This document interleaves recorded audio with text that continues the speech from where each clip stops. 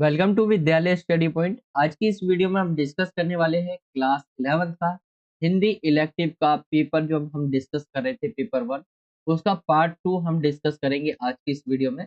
Part 1 इस paper का हमने ऑलरेडी डिस्कस कर लिया है। जिन बच्चों ने नहीं देखा है, लिंक आपको डिस्क्रिप्शन में मिल जाएगा, आप वहां से देख लेना पार्ट 1 को। पार्ट 1 के अंदर हम जो खंड आ था, जिसके अंदर आपके एमसीक्यू टाइप क्वेश्चन 40 पूछे गए थे, वो हमने डिस्कस कर लिए थे। बाकी जो बच्चे नए हैं, जिनको पैटर्न नहीं पता है कि किस पैटर्न से आपका पेपर आने वाला है, 3 घंटे जैसा कि आप सभी पेपरों में होते हैं, इसमें भी वैसा ही है। 80 नंबर का आपका हिंदी इलेक्टिव का जो है पेपर का होगा। हिंदी दो टाइप की होती है, कोर और इलेक्टिव, तो ये ध्यान रखना आपको। इसका बस क्वेश्चन आंसर में आपको चेंजेस मिलते हैं। तो ये आपका इलेक्टिव है। यहाँ पे दो सेक्शन रहेंगे आपके हिंदी के पेपर में, एक खंड आ जिसके अंदर बहुविकल्पीय क्वेश्चन, और एक खंड बा जिसके अंदर आपके वर्णनात्मक क्वेश्चन पूछे जाएंगे। यानी एमसीक्यू टाइप क्वेश्चन तो आपके सेक्शन ए में थे, वो हमने डिस्कस कर लिया है। वर्णनात्मक क्वेश्चन जिसमें क्वेश्चन एंड आंसर्स देने पड़ते आपको पूरा लिख के, वो आपका रह गया था खंड ब में। एंड इसके अगर हम पैटर्न की बात करें तो दो सेक्शन रहेगा। सेक्शन जो आपका ए हमने डिस्कस किया, उसके अंदर 6 क्वेश्चन एंड सेक्शन जो बी है उसके अंदर आपका 8 क्वेश्चन रहेगा, जो कि हमारे रह गए हैं। ठीक है, बाकी आप देख सकते हैं जो मैंने आपको बता दिया, ये इंपॉर्टेंट है। आगे चलते हैं हम। यहाँ से आपका सेक्शन आ यानी खंड आ स्टार्ट हो जाता है, जो कि हमने डिस्कस कर लिया है। आप जरूर जाकर पार्ट 1 को देख ले, फिर पार्ट 2 को देखें। हम जो बच गए थे हमारे जो क्वेश्चन है, यहाँ से आपका खंड ब स्टार्ट हो जाता है, वर्णनात्मक क्वेश्चन, कार्यालय, हिंदी और रचनात्मक लेखन का ये सेक्शन है आपका। 7वां क्वेश्चन पूछा गया है। आपके दो टॉपिक दिए रहेंगे, दो शीर्षक दिए रहेंगे, उसमें से किसी एक पर जो है आपको दृश्य लेखन लिखना है। दृश्य लेखन वही होता है कि आपने कोई भी दृश्य देखा, कोई दो टॉपिक दिए, मान लेते कि अ, जैसे रात में वो बारिश, ठीक है, ऐसे करके आपको दो टॉपिक दे दे, या सड़क पर सड़क की एक दुर्घटना, मैंने देखा एक दुर्घटना, ऐसे करके जो आपके दृश्य लेखन जो आप देखते हैं, जैसे बाजार में वो शाम, ये इस तरह से आपके टॉपिक दिए जा सकते हैं। उसके ऊपर आपको दृश्य लेखन लिखना होता है। दृश्य लेखन में आपको कुछ चीजें फॉलो करनी है, बाकी आप अपनी मर्जी से अंदर की स्टोरी बना सकते हैं, ये आपके ऊपर रहता है। ठीक है, बाकी जो चीजें फॉलो करनी है, जैसे आपको सबसे पहले जो आपका टॉपिक दिया हुआ है, ये लिखना है। जैसे प्रातःकाल का दृश्य, यहाँ पर दो टॉपिक आपके दिए हुए से, एक तो प्रातःकाल यानी सुबह के दृश्य के बारे में आपको बताया है, एक सड़क दुर्घटना का दृश्य, दो है। इन दोनों में से किसी एक को करना होगा। मैंने आपको दोनों को ही करके दिखाया यहाँ पे। एंड यहाँ पे जैसे प्रातःकाल का दृश्य आप देखेंगे, तो यहाँ पे देखें हम प्रातःकाल के दृश्य में जो है आप सबसे पहले जो कुछ-कुछ मेन चीज़ें आप उसके अंदर लिखेंगे, जो आपकी घटनाएँ होगी, उसके आप यहाँ पे कुछ इस तरह से जो हेडिंग है उसके नीचे जैसे दृश्य 1, फिर प्रातःकाल, बाहर, पार्क, इस चीज़ के बारे में आपको लिखना होगा। ठीक है? जैसे यहाँ पे आप देखिए, प्रातःकालीन लाल गोल सूर्य आकाश में छाए बादलों को लालिमा से रंग रहा है। पक्षी अपने घोंसलों को छोड़ने की तैयारी कर रहे हैं। पक्षियों की चहचहाहट वातावरण में संगीत उत्पन्न कर रही है। ठंडी-ठंडी हवा चल रही है, जिसके कारण पेड़-पौधे झूम रहे हैं। फूलों से भ्रमर गुंजार कर रहे। ये देखिए, आपको कुछ कोई कविताएँ नहीं बनानी है इधर। आपको एक बता देना आपके साथ आपने क्या-क्या देखा। तो यहाँ पे ये नहीं बताना है बार-बार कि मैंने ये देखा, मैंने ये देखा। सिर्फ ये हटा के वर्ड आपने क्या-क्या देखा, ये लिखना है। ठीक है? कुछ इस तरह से आप देख सकते हैं, जैसे प्रातःकाल का दृश्य है तो क्या-क्या होगा? सुबह-सुबह ठंड लग रही होगी सभी को। ये कह सकते हैं चिड़िया जो है अपने घोंसलों से निकल रही है। जो बच्चे हैं वो पार्क आए हुए हैं अपने माता-पिता के साथ। लोग यहाँ पे जो है जॉगिंग कर रहे हैं, यानी दौड़ लगा रहे हैं। कुछ बच्चे गेम्स खेल रहे हैं यहाँ पे। 70 और 80 वर्ष की महिला भी जो है यहाँ पे आप देख सकते हैं भजन गा रही है, तालियाँ बजाते हुए इन्होंने लिखा है। पैदल जो पथ होता है, पार्क पर जो चलने वाले रास्ते होते हैं, उस पर लोग जो है जॉगिंग कर रहे हैं, ये आप लिख सकते हैं। एंड ये आप लिख सकते हैं पार्क के बारे में, मेनली आप प्रातःकाल जाएँगे तो मॉर्निंग वॉक पे ज़्यादातर पार्क के बारे में ही आप लिखते हैं। एंड यहाँ पे लास्ट में आपका कट टू लिख देते हैं। कुछ इस तरह से ही आपको लिखना होता है आपका दृश्य लेखन। एंड दूसरा टॉपिक आप देखेंगे तो सड़क दुर्घटना का दृश्य। तो ये आप देख सकते हैं, कुछ इस तरह से आपको भी बनाना है। सड़क दुर्घटना का दृश्य आपको सबसे पहले हेडिंग में लिखना है। फिर उसके जो-जो घटनाएँ, कुछ चीज़ जो वर्ड है आपको यहाँ पे लिख देने हैं। ठीक है? आप यहाँ पे ऑब्लिक लगा दें, वो सही रहेगा। ठीक है? ये आपका हो जाएगा। एंड कुछ इस तरह से आपको जो है दृश्य लेखन लिखना होगा। कोई दुर्घटना हो गई तो आप दुर्घटना में जो है ये भी बता सकते हैं क्या-क्या बातचीत हुई, वार्तालाप हुआ। यहाँ पे जैसे बताया हुआ है नेहा के बारे में, ठीक है? अ, दुर्घटना जो है उसके बारे में, तो कट टू लास्ट में लिख देना। एंड दृश्य लेखन देखिए किसी भी टॉपिक पे आ सकता है, ज़रूरी नहीं है कि सेम आ जाए। एंड आपको एक चीज़ याद रखनी है कि आपको हेडिंग हो गया आपका, एंड ये हो गया, एंड कट टू ये लास्ट में लिखना है। बाकी बीच के अंदर आप जो है, जो भी इन्होंने वर्ड रखी जैसे रख रखा है इन्होंने 150 शब्दों में, तो आप इतने में लिखे, पूरे नंबर मिलेंगे आपको, क्योंकि आपका दृश्य लेखन वही होता है, आपने दृश्य देखा है उसके बारे में आपको लिखना है। इसमें ज़रूरी नहीं है कि एक पूरा फॉर्मेट होता है कि आप यही लिखेंगे, नहीं। बीच की चीज़ें आप बदल सकते हैं। तो अपने हिसाब से देखना, आपने भी कोई ऐसा भी आएगा ना दृश्य लेखन, वो आपने देखा होगा। जैसे वह काली रात, उस दिन उस दिन की आँधी, ठीक है? तो कहीं आपने देखा होगा आँधी आई होगी, आप लिख देना, वरना बना के लिख देना भाई, नहीं आता है तो टॉपिक, ठीक है? ये हो जाएगा आपका क्वेश्चन नंबर 7वाँ। 8वें की तरफ आएँगे, क्वेश्चन नंबर 8वें में आपका दिया रहेगा 2 क्वेश्चन, एक तो क और एक ख। आपको जैसे यहाँ पे दिया रहे निम्नलिखित दिए गए विषयों में से किसी विषय पर लगभग 120 शब्दों में पत्र लिखना है। जैसे क दिया हुआ है आपका 8वें का, आरोग्य अस्पताल में डेटा प्रविष्टि हेतु कंप्यूटर ऑपरेटर के पद जो है रिक्त है। विज्ञापन के अनुसार अपनी योग्यता का विवरण प्रस्तुत करते हुए निर्देशक को आवेदन पत्र प्रस्तुत करना है। यहाँ पे अगर आप देखें तो ये आपका हिंदी मीडियम में जॉब लेटर है, जॉब लेटर आपको लिखना है यहाँ पे। एंड जॉब लेटर कैसे लिखते हैं हिंदी में आप सभी को पता होगा। यहाँ पे जैसे परीक्षा भवन काकागा रोड जो एड्रेस है, फिर उसके बाद डेट आ गया, फिर जहाँ के लिए आप अप्लाई कर रहे हैं वहाँ के बारे में। अब जैसे आरोग्य अस्पताल रोहिणी दिल्ली, विषय, फिर कंप्यूटर ऑपरेटर के पद हेतु आवेदन पत्र, फिर महोदय, फिर आप बता सकते हैं कि मैंने आपका जो है विज्ञापन देखा, जिसमें आप बता रहे थे कि आपको क्या है, कंप्यूटर ऑपरेट के जो पद है वो बचे हुए हैं एंड आपको ज़रूरत है। तो मैं अपने आप को इसके लिए बिल्कुल सही समझती हूँ।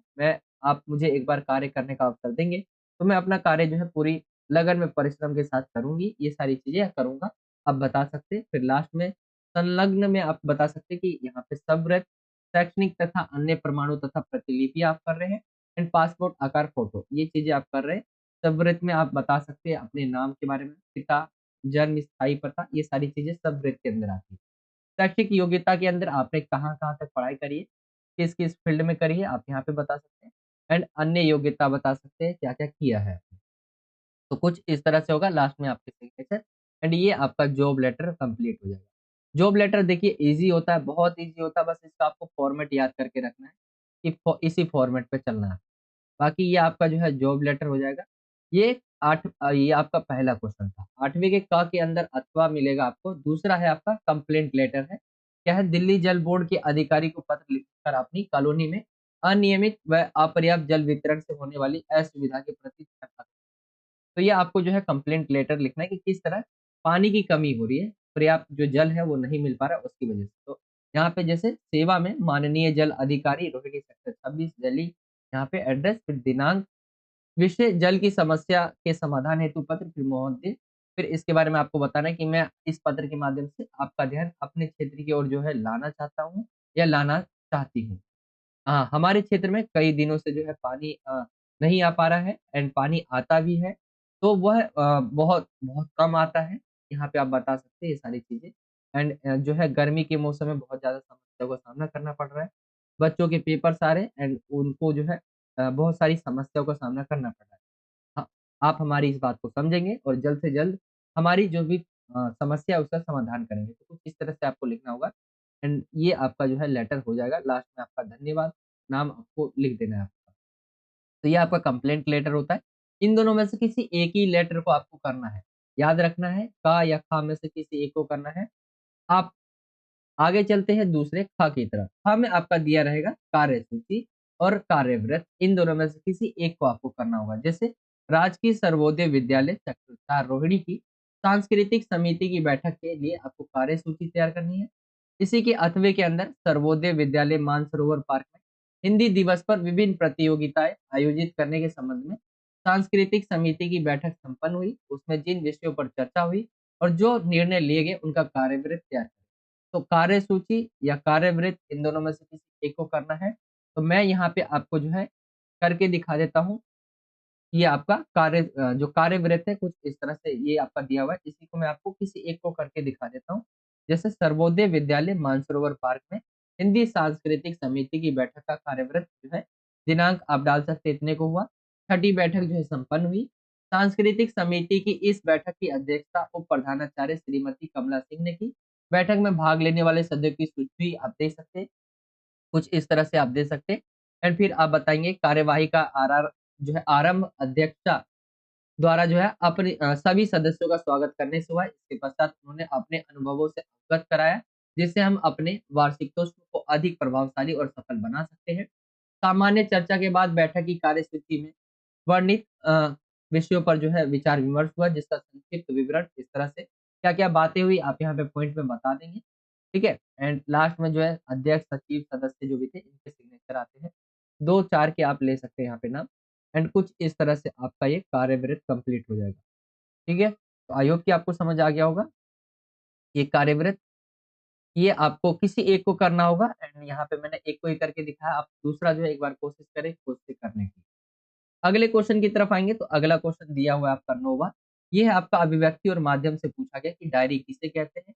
तो डायरी आप सभी जानते होंगे एक किताब रहती है, एक आप खरीदने भी जाते होंगे तो एक किताब सी मिलती है, कॉपी सी मिलती है जिसके अंदर यहाँ पे डेट लिखा रहता है डायरी में, हर एक पेज के ऊपर डेट लिखा रहता है।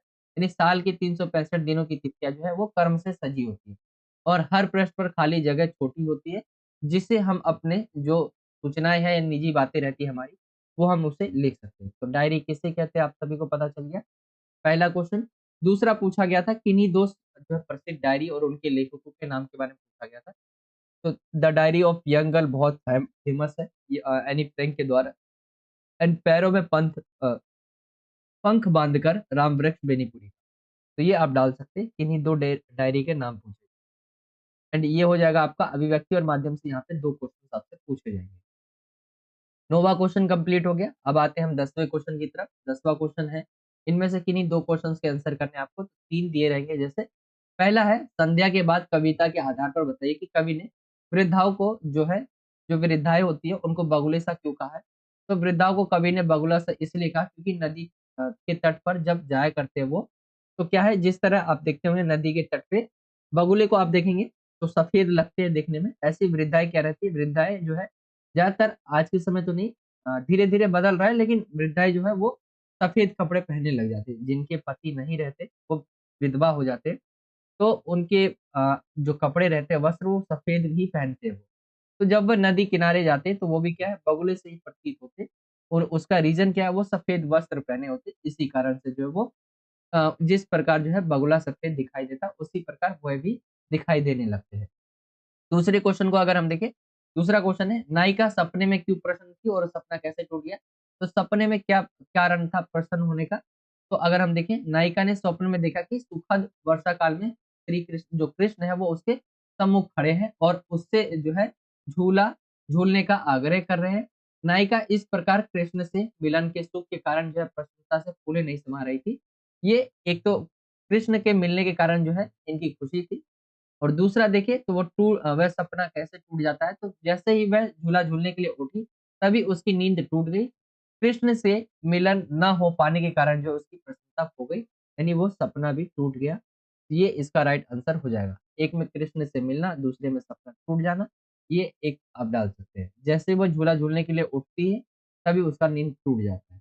थर्ड क्वेश्चन की तरफ आए तो थर्ड क्वेश्चन है, खेल में कृष्ण के रूठने पर उनके साथी ने उन्हें डाँटते हुए क्या-क्या तर्क दिए?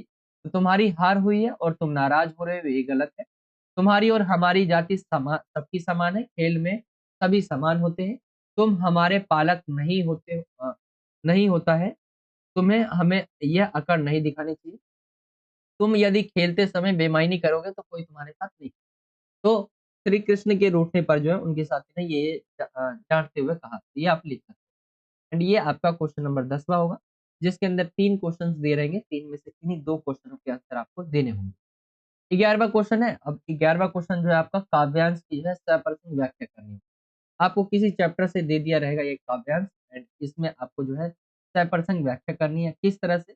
जैसे अगर हम देखें ये जो किया गया है आपका देखेंगे जैसे संदर्भ दिया रहता है आपको संदर्भ, प्रसंग और व्याख्या और विशेष, ये इसके अंदर आपको डालना होता है, ठीक है? साहित्यिक सौंदर्य, विशेष, ये चीज़ें आपको सप्रसंग व्याख्या के अंदर डालनी होगी। जैसे ये देखेंगे ये किया हुआ है। पाठ संध्या के बाद लेखक जो सुमित्रा नंदन पंत, प्रस्तुत पंक्तियां संध्या के बाद कविता से जो है ली गई है। एंड इन पंक्तियों के माध्यम से कवि की ढलती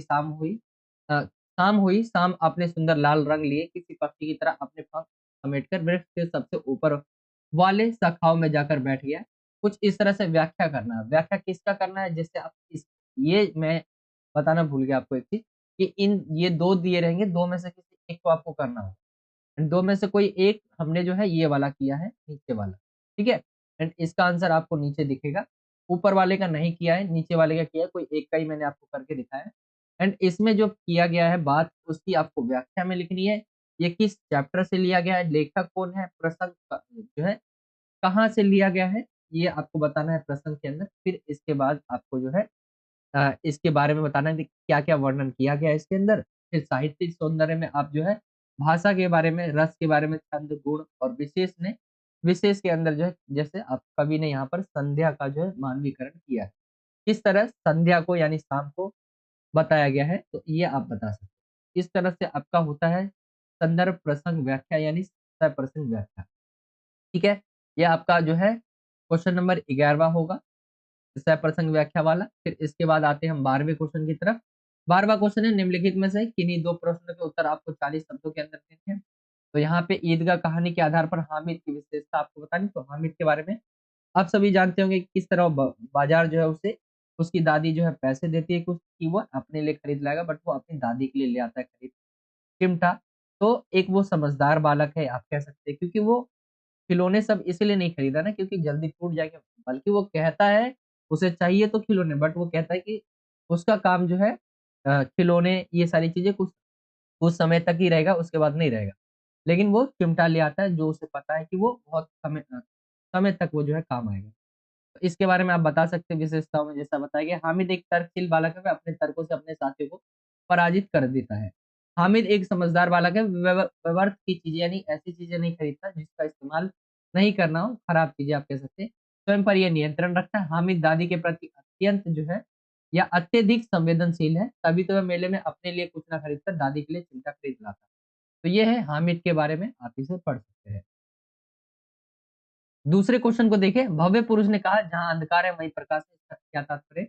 तो इसका तात्पर्य है कि अंधेरे को छोड़ने के लिए प्रकाश की आवश्यकता होती है, और अंधेरे और प्रकाश का गहरा संबंध। अंधेरे से ही प्रकाश निकलता है और तभी अंधकार में भव्य पुरुष हृदय के अंधकार की बात कर रहा है, और इसी इरादे से प्रकाश की किरण फूटी है। अंधकार में प्रकाश की किरणें होती है, तो प्रकाश में अंधकार की थोड़ी कालिमा भी होती है। प्रकाश को अंतर में खोजना ही पड़ता है। तो यहाँ पे अगर हम देखें, वही बताया गया है कि जहाँ अंधकार है वहीं प्रकाश है, और ये बात सही भी है। अगर जहाँ अंधकार है वहीं पे प्रकाश भी होता है। अगर प्रकाश एक आप एक कह सकते हैं, ऐसा कह सकते हैं कि एक जो है एक के बिना दूसरा अधूरा है, ठीक है। अंधकार जहाँ होगा वहां प्रकाश भी होगा, प्रकाश जहाँ वहां अंधकार भी होगा। तो ये हो जाएगा, इसके बारे में आप पढ़ सकते हैं। तीसरा क्वेश्चन पूछा गया है। तीसरा है, गूंगे की कर्कश काय काय और अस्फुट ध्वनियों को सुनकर चमेली ने पहली बार क्या अनुभव किया? तो गूंगे की कर्कश काय काय और अस्फुट ध्वनि को सुनकर चमेली ने पहली बार अनुभव किया कि यदि मनुष्य के गले के अंदर का सी भी कचरा भी ठीक ना हो, यहाँ पे कचरा भी ठीक ना हो, मनुष्य का जो अस्तित्व ही नहीं रहता। उसके लिए ये यात्रा के समान है, वह कितना भी प्रयास करे अपने दिल की बात जो है किसी को नहीं बता। तो ये आप पढ़ सकते हैं, ये आपका 12वां क्वेश्चन जो है कंप्लीट हो जाएगा। इसके अंदर 3 क्वेश्चन थे कि 3 में से किन्हीं 2 के आंसर आपको देने हैं। अब ये आपका 13वां क्वेश्चन है, इसके अंदर जो है आपका गद्यांश की सप्रथम व्याख्या करनी है। ये आपका दिया हुआ गद्यांश आप इसे देख सकते हैं, एंड दूसरा दिया हुआ है, ठीक है। एंड दोनों ही देखें हम तो ये ईदगाह वाला चैप्टर का है। ये वाला जो किया गया है, इसका आंसर हमने जो सप्रसंग व्याख्या हमने ये अथवी वाले का किया है, जिसके अंदर आप पार्ट देखेंगे। ये वाला जो है आपका ईदगाह चैप्टर से है। इसके लेखक प्रेमचंद है। एंड यहाँ पे प्रसंग में बताया बुढ़िया का क्रोध तुरंत स्नेह में बदल गया। एंड व्याख्या बताया गया कि इसके अंदर जो बोला गया है इसी को व्याख्या कर देनी है। एंड ये व्याख्या में हो जाएगा। फिर इसके बाद जो है आपको साहित्यिक सौंदर्य जैसे बाल मनोविज्ञान का बहुत ही सुंदर चित्रग्राही चित्रण किया गया। मिश्रित शब्दावली, भाषा जो है खड़ी बोली हिंदी है तथा शैली सरल सहज प्रवाहमयी है। तो इस तरह से आपको लिखना है। एंड व्याख्या आप सभी जानते होंगे, हामिद के घर पहुंचते ही जो है उसकी दादी जो है उसे गोद में बिठाकर पैर करने लगी। अचानक हाथ में उसे चिमटा दिखता है, तो चिमटा देखकर जो है वो चौंक जाती हो और पूरी स्टोरी आपको पता ही होगा। तो व्याख्या करनी होगी आपको मेन इधर, ये आपका व्याख्या हो जाएगा। फिर इसके अंदर देखिए ये आपका जो है साहित्यिक सौंदर्य होगा, फिर ये आपका सह-प्रसंग व्याख्या खत्म हो जाएगा। तो सह-प्रसंग व्याख्या आपकी 2 आएगी, एक तो आपका कविता वाला, ठीक है? पोएम वाला और एक आपका स्टोरी वाला। तो ये हो जाएगा। फिर इसके बाद हम आते हैं क्वेश्चन नंबर 14वें की तरफ। इसके अंदर आपको जो है 60 शब्दों में आंसर देने किसी एक प्रश्न का। तो जैसे लेखक ने अपने 5 मित्रों के जो शब्द चित्र प्रस्तुत किए, उनसे उनके अलग-अलग व्यक्तित्व की झलक मिलती है, फिर भी वो घनिष्ठ मित्र है कैसे? तो आप देखेंगे जो इनके मित्र थे 5 मित्र लेखक के, तो वो सबकी अलग-अलग विशेषताएँ थी, कोई हँसता रह कोई हँसमुख था, ठीक है? तो कोई जो है सबकी अलग-अलग विशेषताएँ थी, फिर भी क्या है ये एक साथ थे, कैसे? तो लेखक की अपने सभी मित्रों से जो है मित्रता बोर्डिंग में रहते हुए हुई थी। इन 2 वर्षों में उनके मध्य इतनी घनिष्ठता हो गई कि जीवन भर साथ रहे वे सभी हँसमुख थे और उनके इसी स्वभाव के कारण वे सभी जीवन भर साथ रहे। अरशद के चेहरे में हँसी विद्यमान रहती थी। हामिद स्वभाव से जो है गप्फी था। अब्बास जो है जब हँसता था तो एक दिलकश होता था। उनके खुलेपन ने जो है उन्हें आपस में जो है एक कर दिया। इस बंधन से वे कभी अलग नहीं हो पाए। तो ये इसके बारे में आप कह सकते हैं। दूसरे क्वेश्चन को अगर हम देखें, दूसरा क्वेश्चन है आप कैसे कह सकते हैं कि हुसैन का अपने दादा से विशेष लगाव रहा? तो इसका हमें प्रमाण जब मिलता है जब लेखक के दादाजी की मृत्यु हो जाती है तो अपने दादा के कमरे में वो जो है बंद रहकर जो है रहने लग जाता है और अपने दादाजी के बिस्तर पर उनकी जो भूरी अचकन छोड़कर जो है इस प्रकार सोता था जैसे कि अपने दादाजी से वह लिपट कर सोया हो। तो इससे हम हुसैन के बारे में पता चलता है वो अपने दादा से बहुत प्यार करता था, उनका लगाव था। एंड ये जो लास्ट क्वेश्चन था आपका कंप्लीट हो जाएगा। तो ये आपका जो है पहला पेपर कंप्लीट हो गया है एंड ये पार्ट 2 था पेपर 1 का। आई होप कि आप समझ गए होंगे इन सभी क्वेश्चन को, किस तरह के क्वेश्चन आपसे पूछे जा सकते हैं। मैं आपको एक बार दोबारा से एक बार दिखा देता हूँ कि हमने सेक्शन बी के अंदर क्या-क्या डिस्कस किया। इससे आपको जो है एक मिल जाएगा हिंट कि आपको क्या-क्या तैयार करके जाना है। सबसे पहले हमने देखा इसके अंदर आपका पूछा जाएगा दृश्य लेखन, 2 टॉपिक दिए रहेंगे, 2 में से किसी एक टॉपिक पे आपको जो है दृश्य लेखन करना होगा। 8वां क्वेश्चन हमने देखा लेटर आपको लिखना होगा। ये लेटर 2 तरह से आपसे पूछे जा सकते हैं, या तो जॉब लेटर हो सकता है या कंप्लेंट लेटर। तो ये याद रखना है, कोई भी जॉब लेटर हो, कंप्लेंट लेटर हो, आपको एक तैयार करके चले जाना है। इन दोनों में से कोई एक ही आपको करना होगा। ठीक है? ये आपका कंप्लेंट लेटर था।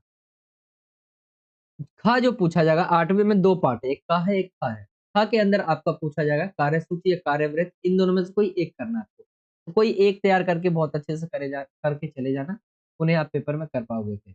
तो कार्यवृत्त या कार्यसूची में से किसी एक को करना।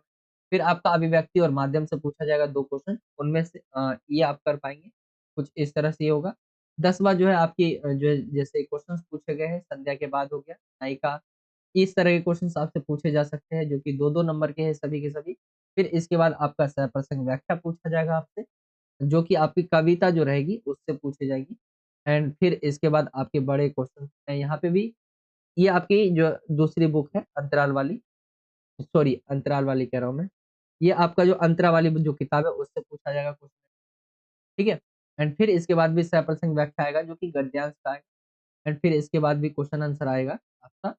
ये आपका जो है लेखक ने अपने 5 मित्र ये वाला जो है आपका सॉरी अंतराल जो बुक है उससे पूछा गया। तो ये आप अंतराल वाली बुक में आपके कम ही चैप्टर 2 ही चैप्टर तो आ रहे हैं। तो बस ये आपका पूरा कंप्लीट हो जाएगा पेपर। पार्ट 2 एंड पार्ट 1 अगर आपने अभी तक नहीं देखा तो उसका लिंक आपको डिस्क्रिप्शन में मिल जाएगा, आप वहाँ से ज़रूर देखें। बाकी यही था आज का वीडियो। वीडियो अच्छा लगा तो वीडियो को लाइक करें, अपने दोस्तों में शेयर करें वीडियो को। अगर आप हमारे चैनल पे नए हो तो नीचे आपको जो है सब्सक्राइब का बॉक्स दिखेगा, जहाँ सब्सक्राइब लिखा होगा, आपको उस पे क्लिक करना है एंड बेल के आइकन को ऑल पे सेलेक्ट कर लेना है। इससे जब भी मैं कोई नई वीडियो डालूँगा तो आप तक नोटिफ़िकेशन पहुँच जाया करेगा। बाकी यही था आज का वीडियो। चलिए मिलता हूँ आपसे अगली और एक्साइटिंग वीडियो में। जब तक के लिए जय हिंद, जय भारत, वंदे मातरम।